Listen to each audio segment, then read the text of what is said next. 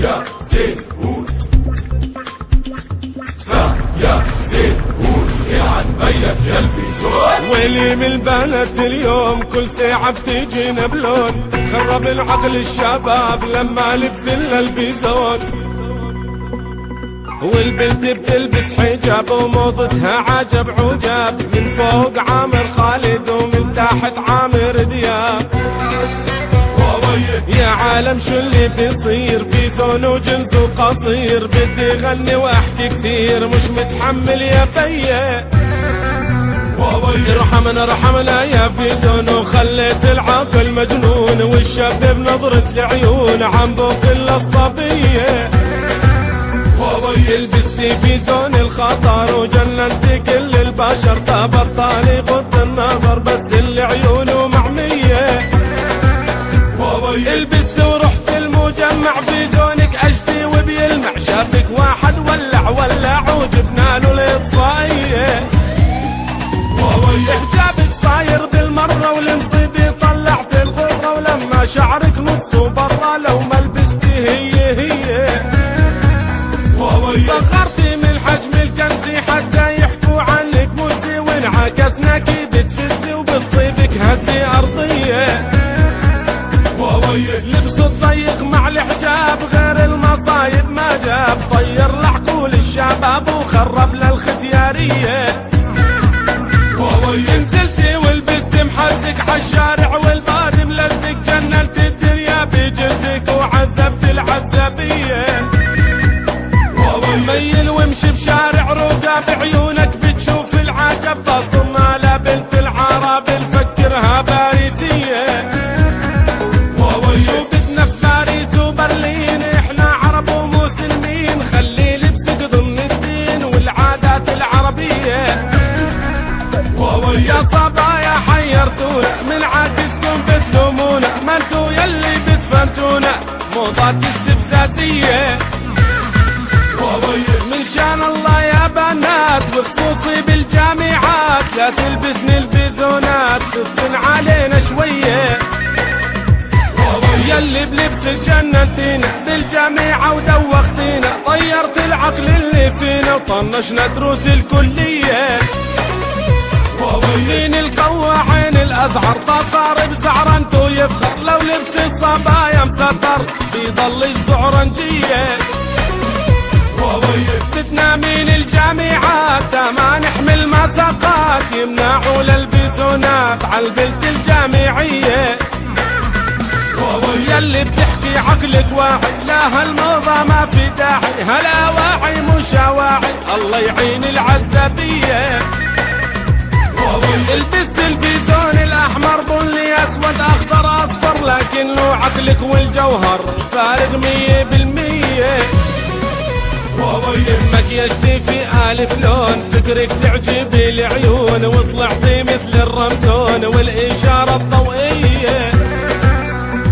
حطيت الكحلي والحمرة مسكارة لميع وبودرة، حتى بطلنا للسمرة نميزها من الشكراوية. هذا اسمه مو تطور، هذا انحلال وتهور، الشعب عنده تذمر من الموضات الحالية.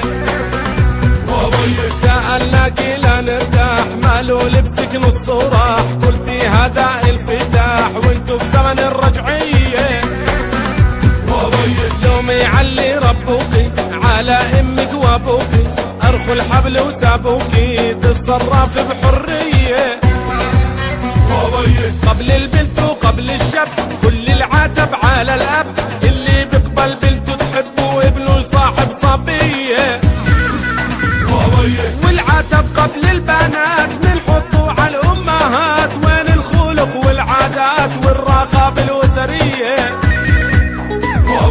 طب الجراعة ثمة والبنت بتطلع لائمة، وبتلبس شو بيهمها ما دام الحبل مرخية. الاب اللي بنته بتلبس للفيزون وما بتنفس، مثل الشيطان الاخرس زاد الطين يبل شوية. يا اب بنتك عليها راح تدخل للجنة بيها، لما انت بتربيها عالسنة النبوية. في صبايا هالشباب عقوة الشخصية وخربت اخلاق البنات ونسينا احلى العادات، كله من المسلسلات والدراما الاجنبية. امريكي في بغداد اتجبر واغتصب اللبسات مستر، واحنا العرب زعلنا اكثر على فاطمة التركية. صاروا بعض الصابة يسكت هم الوحدة تعمل لك وتقضيها على الفيسبوك سهراني للصبحية. اكبر نكسي واكبر نكدي تامر حسني وهيفا وهبي يصيروا قدوة يا شعبي للشاب وللصبية. ويا روتانا بنت ليه يا مزيكا ومولده، شو يلي عم بتبت فيه جريمة اخلاقية. صار اللي بتلبس حجاب وبتتستر في الجلباب بيحكوا عنها الشباب فيها عقدة نفسية. عالموضة والتسريحة مو جاي اعمل فضيحة، الغاية انصح نصيحة بمحبة يا خوية.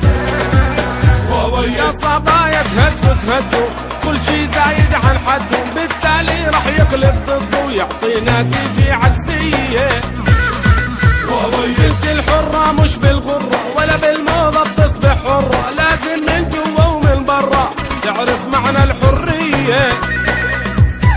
في زونك يلي لبستي في جوا دارك خليه، مش ضروري تعرفي كل الضفة الغربية.